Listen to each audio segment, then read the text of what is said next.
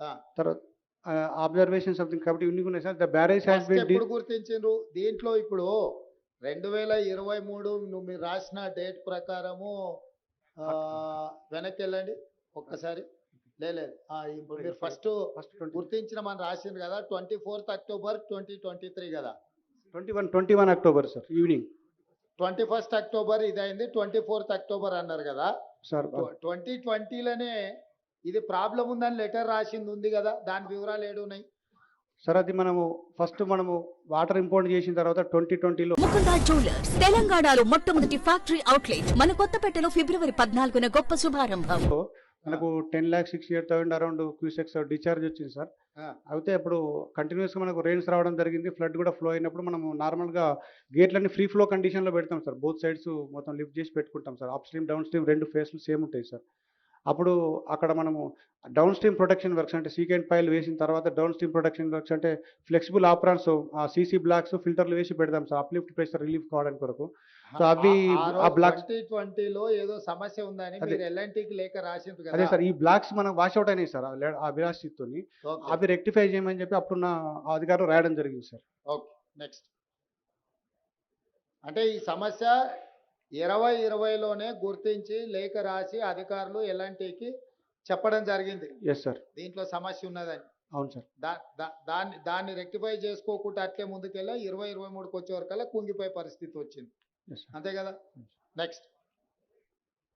అంటే సార్ ఇంకా ఫర్దర్ అబ్జర్వేషన్స్లో the barrage has been designed as a floating structure but constructed as a grid structure taking downstream cut off up to impervious strata alternate and uplift pressure due to blocking surface. అంటే వాళ్ళు ఇంపర్వియల్ స్టాటా దాకా తీసుకుపోయినారేమో అని వాళ్ళకు ఒక అనుమానం sir. అంటే data వాళ్ళు first ఇనిషియల్గా ఇచ్చిన రిపోర్ట్లో.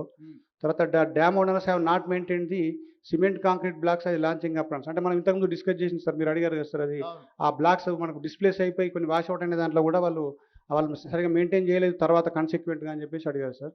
తర్వాత non complaints of dam safety act 2021 in pre and post monsoon inspection to check for unusual behaviour. Okay. Next.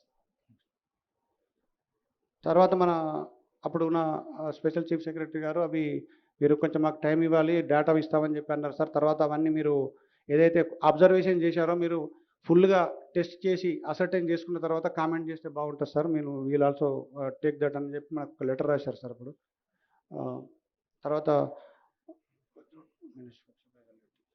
తర్వాత మనము ఇన్వెస్టిగేషన్ కూడా ఎల్ఎన్టీ వాళ్ళు కూడా ఇన్వెస్టిగేషన్ స్టార్ట్ చేశారు సార్. అది నేను చెప్పినటువంటి జిఆర్పి ఈఆర్పి టెస్టులు తర్వాత జీపీఆర్ టెస్టులు కూడా కండక్ట్ చేయడం జరిగింది సార్. ఒక 1 వీక్ 10 డేస్లో దాని యొక్క అనాలిసిస్ చేస్తే మనకు కొంచెం రీజన్స్ వచ్చే అవకాశాలు ఉంటాయి sir. Next. NDSA way forwards అంటే the project designs and drawings need to be examined along with the results of geotechnical and geo investigation. అంటే వీళ్ళు అంటే నెంబర్ ఆఫ్ పాయింట్స్ అని ఇచ్చారు sir. Considering the commonalities and likelihood of the piping failure of the blocks resulting in similar failure in very much possible. Therefore all piers and drafts of the barrage must be survey. అంటే మొత్తం టెస్టులు చేయండి, అది వచ్చిన తర్వాత మనము దాని తర్వాత వాటర్ కూడా స్టోర్ చేయొద్దు అంటిల్ ఫర్దర్ ఆర్డర్స్. దాన్ని రెక్టిఫికేషన్ చేసేంత వరకు ఏం చేయకండి అని చెప్పి వాళ్ళకు ఇన్స్ట్రక్షన్స్ ఇచ్చారు సార్. తర్వాత crack should be mentioned through standard method.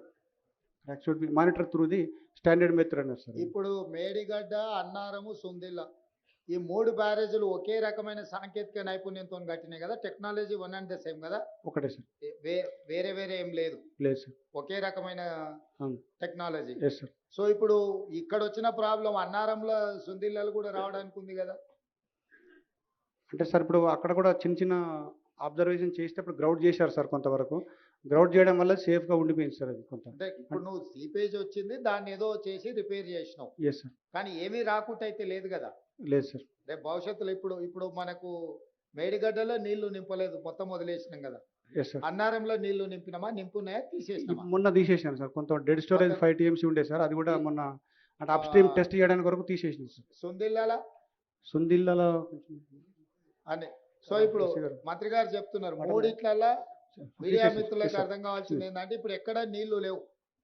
నీళ్లు నింపితే ఇంకా ఏం ప్రాబ్లమ్స్ ఉన్నాయో బయటకు వస్తాయి. మన ఇంటి మీద నీళ్ళ ట్యాంక్ ఉంటే మనకు నీళ్లు గారుతుంటే నీళ్ళని తొలగిస్తే ట్యాంక్ అట్లా కనిపిస్తుంది. నీళ్లు నింపితే కానీ వాస్తవంగా ఇంకెంత ప్రాబ్లం ఉంది, రేపు భవిష్యత్తులో రాబోయే ప్రాబ్లం కూడా అర్థమైంది. ఇప్పుడు కూడా మీడియా మిత్రులకు